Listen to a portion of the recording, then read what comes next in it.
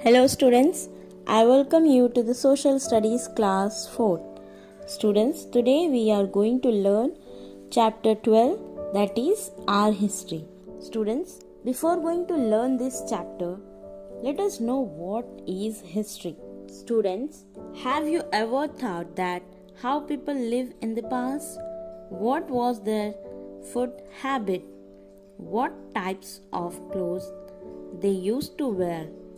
Their houses were made of which material? Where do their children go to study? We can find the answer of all these by the study of history. Students, history is the branch of social study that helps us to study about the past. When we will look closely at the word history, it contains another word, story. Therefore, history is the story of people who lived in earlier time. History is the story of the past. History helps us to know about the life of the people in the past. India has a glorious past, a wonderful history going back nearly 5,000 years. Our history is broadly divided into three periods. The ancient period from prehistory to around 700 CE, the medieval period from 700 CE to about 1750 CE, and the modern period from 1750 CE onwards. The ancient period. Historians. Students, who is historians? Historian is a person who studies and writes about the past and is regarded as an authority on it. Historians are concerned with the continuous methodical narrative and research of past events as relating to the human race, as well as the study of all history in time.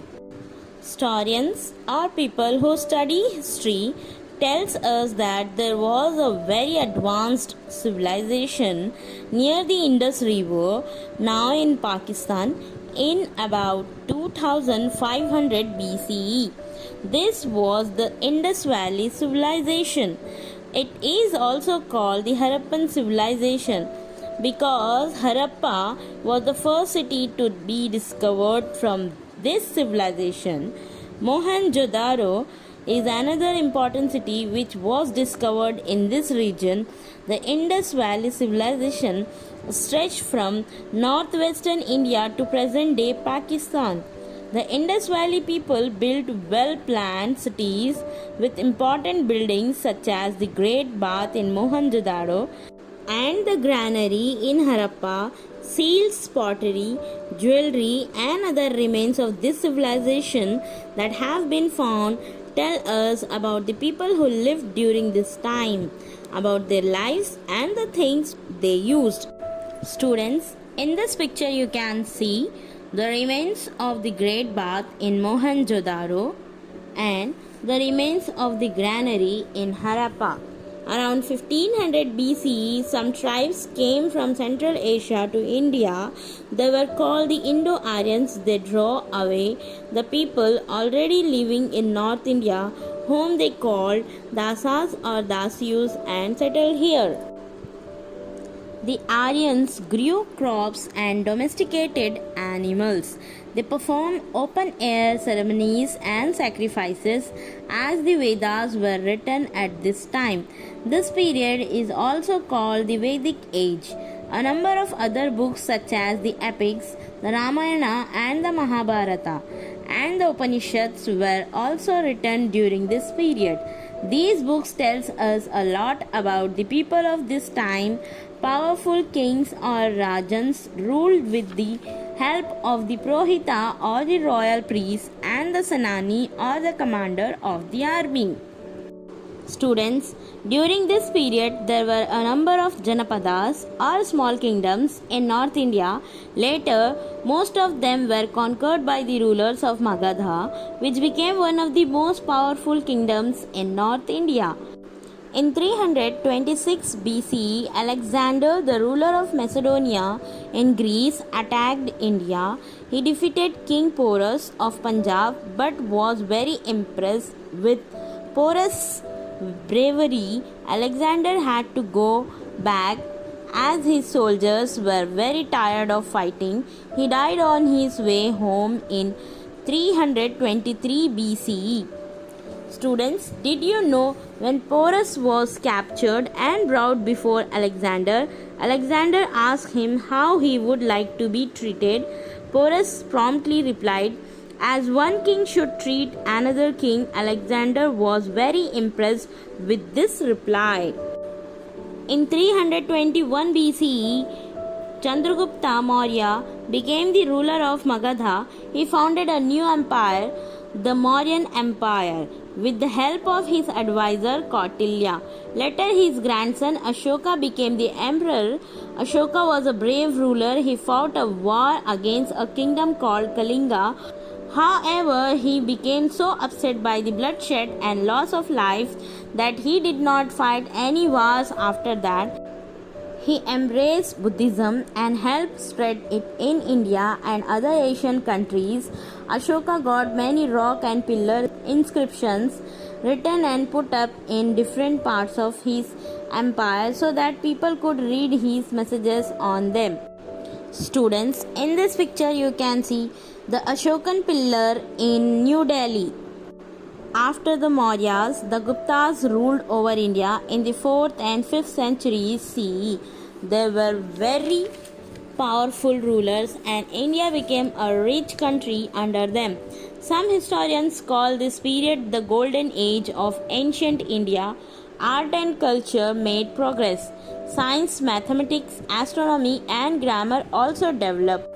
Students, by the end of the 7th century CE, the rulers of Central Asia became very powerful.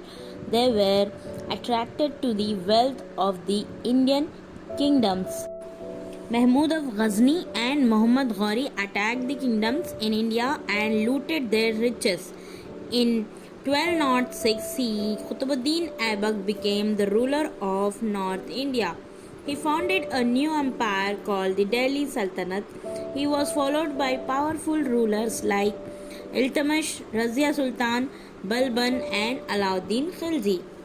When the Delhi Sultanate declined, North India was divided into many small kingdoms. Babur came to India in 1526 CE and defeated these kingdoms in battle, laying the foundation of Mughal rule in India. After Babur, his son Humayun became the Mughal emperor. He was succeeded by his son Akbar in 1556 CE. Akbar was the greatest Mughal ruler. He conquered a number of kingdoms and brought the greater part of India under his control.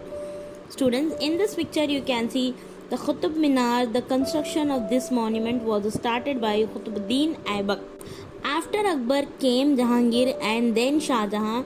Shah Jahan built the famous monument, the Taj Mahal at Agra. He was succeeded by his son Aurangzeb, the last important ruler of the Mughal dynasty. The rulers who came after Aurangzeb, called the later Mughals, lost their power gradually. Around this time in the 18th century CE, other rulers such as the Rajput, the Marathas, the Sikhs and the state of Mysore became powerful. Students, in this picture you can see Aurangzeb. The modern period. The modern period. During the Mughal period, European trading companies has started coming to India. The decline of Mughal rule helped these companies to become more powerful. They started fighting against each other to gain more power. The French, the Portuguese and the Dutch were all finally defeated by the British. In 1757 CE, the British defeated the Nawab ruler of Bengal, Sirajuddaulah, and became the rulers of Bengal. The British, who had come to India as traders, now gradually started taking part in the administration of the country. They soon brought almost the whole of India under their control. The British brought new ideas to our country. They built roads and railway lines. However, the British also exploited the people of India, which made them very unhappy. In 1857, there was a great revolt against the British, but this revolt was crushed and the Queen of England began to rule the Indian Empire. Students, in this picture you can see a painting showing the battle between the rebels and the British forces during the revolt of 1857. Many educated Indians formed political organizations to free India from British rule. The Indian National Congress was an important organization that led the Indian freedom struggle. Mahatma Gandhi was the most popular leader of the freedom movement. He organized a number of movements to force the British to leave India. He used peaceful methods of protest such as Satyagraha, which was based on the principles of truth and non-violence. After a lot of struggle and the loss of many lives, India finally became an independent country free from foreign rule on 15th of August 1947. Students, with this we will stop here. Let's recall.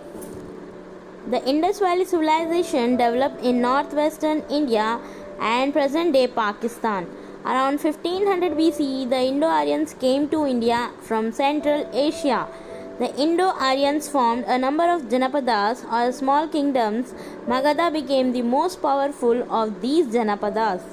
The Delhi Sultanate and the Mughal Empire were powerful empires in India. After the Mughals, the British began ruling India, but the Indians were unhappy under them because the British exploited the Indians. Indians started a movement to gain freedom from British rule. Mahatma Gandhi was the most important leader of this movement. India became free from British rule on 15th of August 1947. Thank you.